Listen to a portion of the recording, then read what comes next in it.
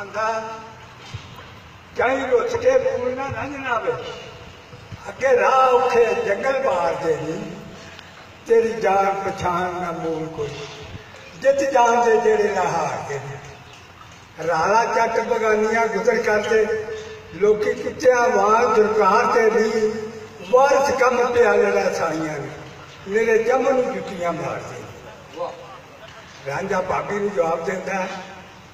आंदा भाभी ओ होवे भावे 100 होवे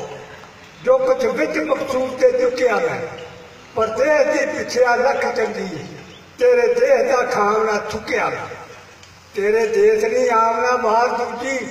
भावे तीर निशाने उकिया मैं ते कराम ना प्या ते तदों आवा जदों हीर सियाली तू पुकिया मैं हाली माई दे बाप दे हल ने तू बोट चिड़ी दे वांग छड़किया मैं और तुम्हें रिजिक दे वार सारा बचाइए जिते आखिर दा तुक तुकिया मैं भाभी आती है साडा उछल पसंद ना लिया बेटा हीर सियाला दी ब्याह लेंगे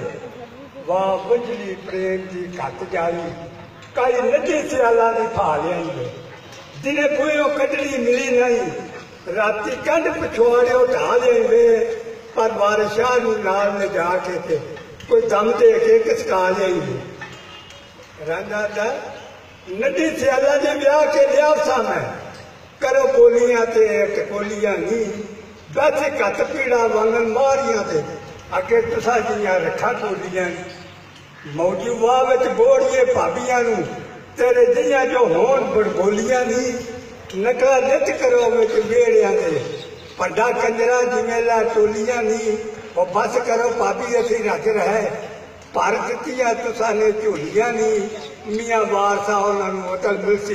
वो जिन्ना कत वड्डे पूरे तोलिया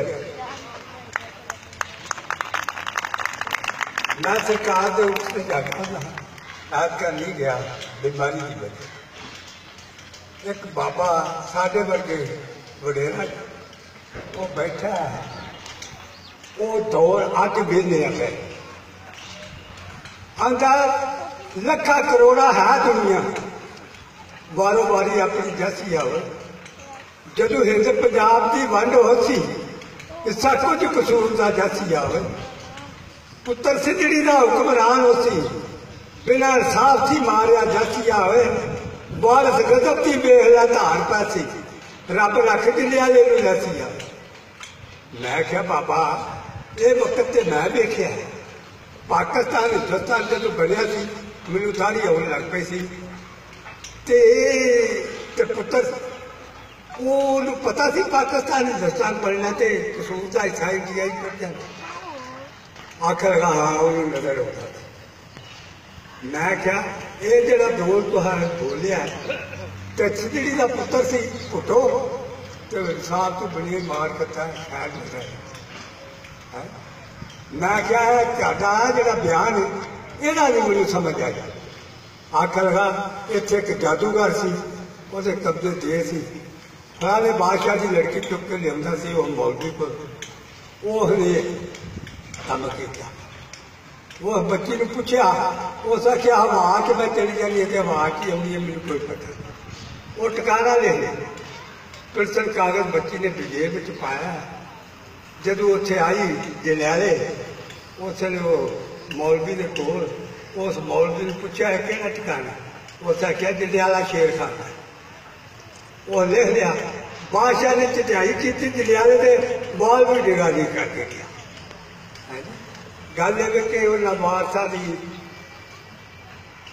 एक मियाँ साहब लिखते हैं माँ के बारे डैम ने भी एक माँ के बारे शेर लिखा है शाहनामा काकला के जिन्हें तू हजूर की शान बयान रख के अगे लिखे आंदा पहले मदरसा है माँ की गोद अंदर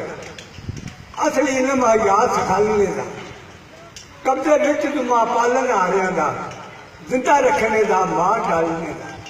पर तोबा है जमाने की की दसा वक्त नहीं कल मुंह निकालने का मावा गीत गावन फिल्मी चन माही मुंड बदन फरजदा दे गालने का लबा रतियां ते पाउडर को चेहरा गुरशत पै गया गाबिया भालने का और निरिया गुंडियां ठंड मछटंडिया ने